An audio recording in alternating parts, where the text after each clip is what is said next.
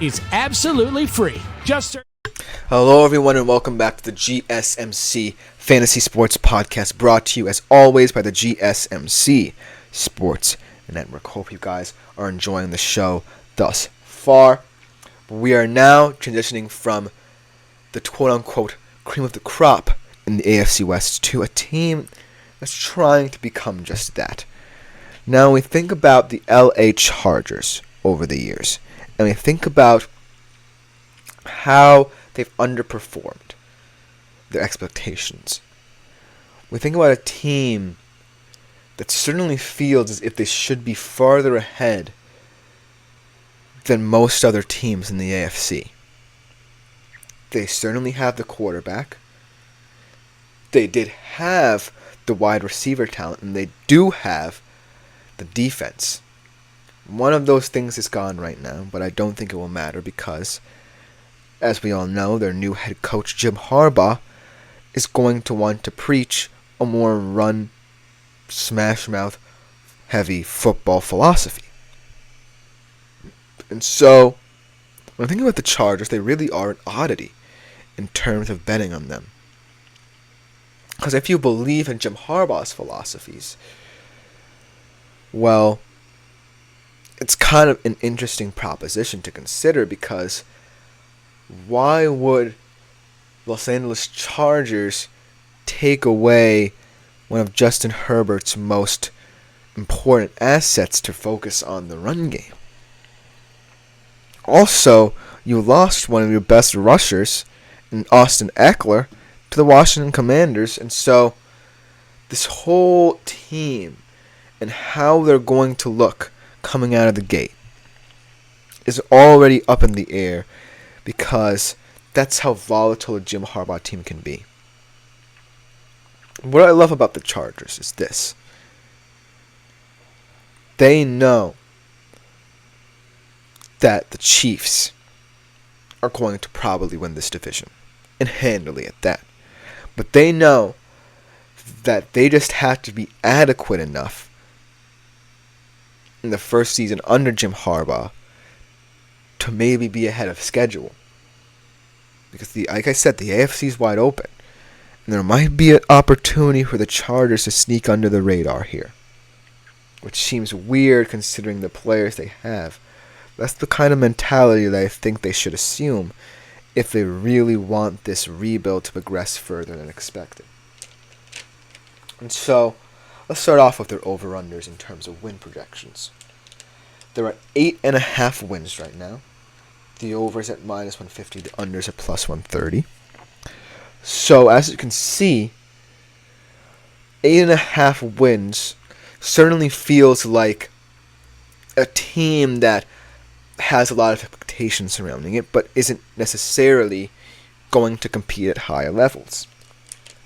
So it just seems that people believe that the Chargers, at the very best, can perhaps do enough to squeeze by, has to do enough to make this rebuild feel like it has some modicum of progress to it.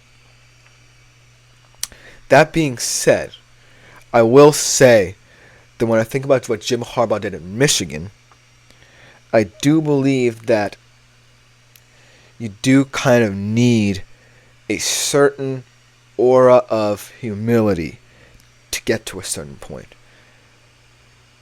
Can this Chargers team that under Brandon Staley really got hammered into them that they can do no wrong, or that they should trust the coach and he'll lead them to the promised land? Can't they become players that buy into a Jim Harbaugh philosophy that might not seem as appealing as some other teams? That's going to be the difference between if the Chargers truly are a dark horse contender or just a team that's already rushing their rebuild too soon. And so that's why the Chargers are so confusing and confounding to bet on, because you don't really know which version you're going to get. I happen to think that they have the potential to be farther along in this retooling process than people think, because they do have the pieces.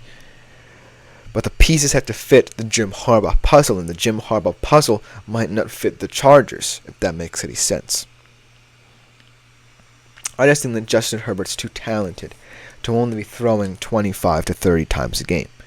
And the running back room right now isn't as talented as it once was. Yes, you have Gus Edwards and J.K. Dobbins, but if you really want a running back by committee approach, I think you needed a guy like Austin Eckler still there, and then supplemented him with someone else, because Austin Eckler, injuries be damned, when he's healthy, has the potential to be a star. And so I'm really hoping that the Chargers have a positive start to their campaign and they can maintain it. But at this current moment in time, there are a lot of question marks about the identity of what the Chargers are going to be in the Jim Harbaugh era for them.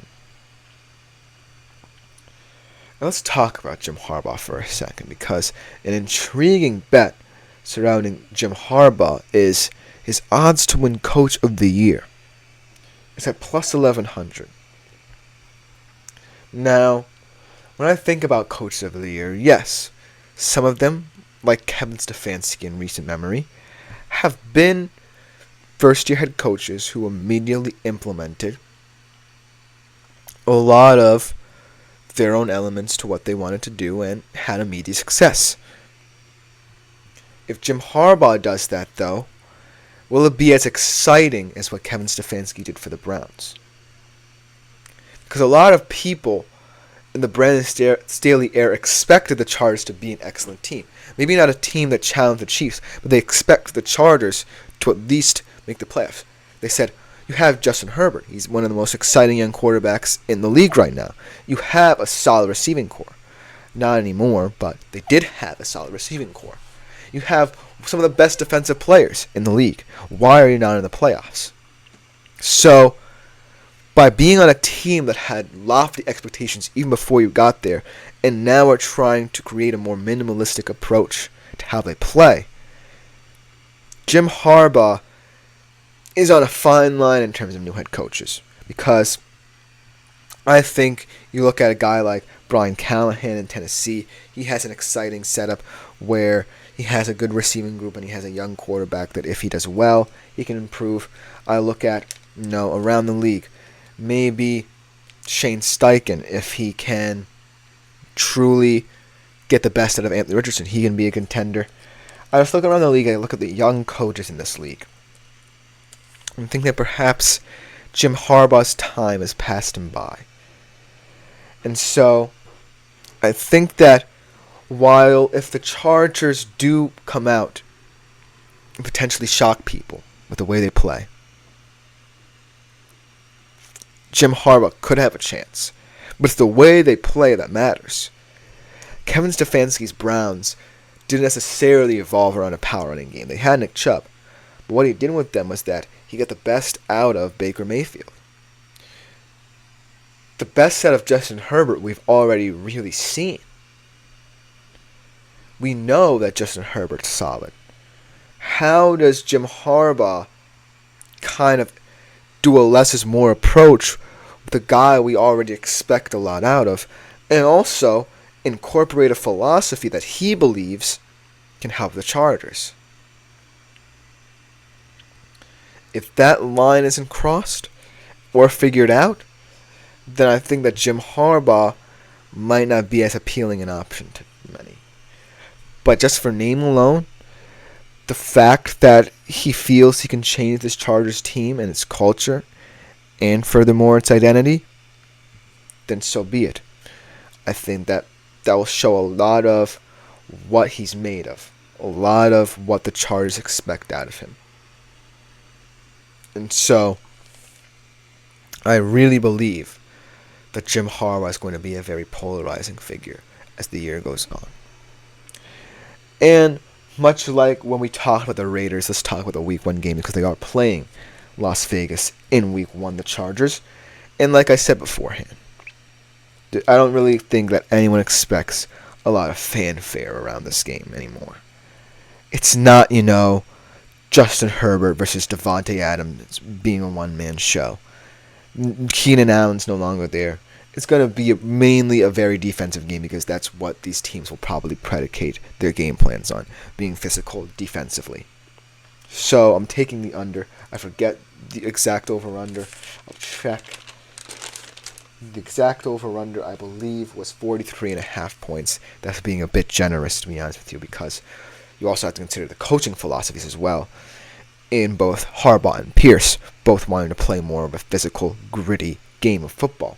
And so, I think that the Chargers certainly have an opportunity to make a statement in the AFC West by blowing the doors off the Raiders. I think that at this current moment in time, if you're Jim Harbaugh, you just want a win to get the monkey off your back. You don't want a kind of slugfest game. And so I think Jim Harbaugh will play it safe, even though it has more experience than Pierce and can probably win this game in his sleep because Pierce does not have as much game time experience as the decorated Jim Harbaugh. But at the end of the day, it's definitely not going to be a pretty game. And the Chargers aren't going to be a pretty team. I'll put it as bluntly as that. And the bottom line with this whole ideal that the Chargers employed by bringing in Jim Harbaugh is that they're really preaching a back-to-basics kind of thing.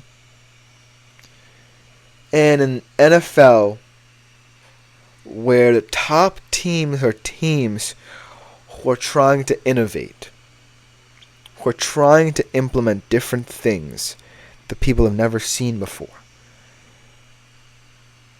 is Jim Harbaugh a step forward or a step back?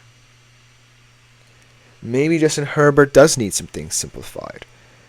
Maybe the defense does kind of need someone who is more influential throughout a whole team. And so, Jim Harbaugh, and the reason why such a polarizing option as your coach going forward, needs to understand that he's standing the test of time right here. You can win, yes, with power running in college football because, college football, the players aren't as evolved and you can exploit that. This is the NFL. This is where progress gets to be made. And so Jim Harbaugh, yes, he can come in and change everything, but there needs to be an understanding that he can't spoil the best years of what the Chargers are because Brandon Staley already did. And so he needs to immediately figure something out where all the players in the Chargers can come together and potentially shock some people. That will just about do it for the Chargers. Coming next, we transition to the AFC East, another very intriguing division. We talk about the Buffalo Bills and what they could be heading into next season. We'll be right there after the break.